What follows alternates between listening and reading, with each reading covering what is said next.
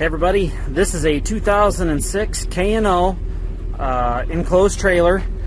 It's all steel construction, 2 5/16 coupler. It's got the breakaway kit, heavy duty safety chains, front mount jack, 7-prong wiring.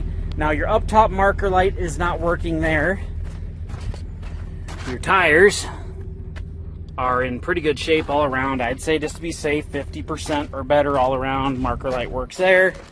Blinkers work.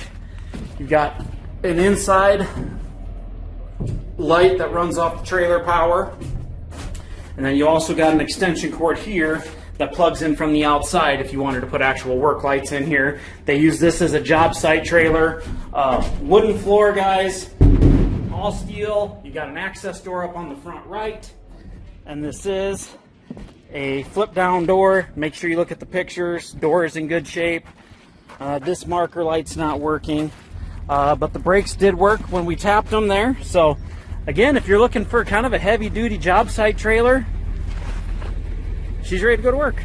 Just have to do a little bit of work on these marker lights, probably change those out, but you do have blinkers and running lights on the rear to get her home.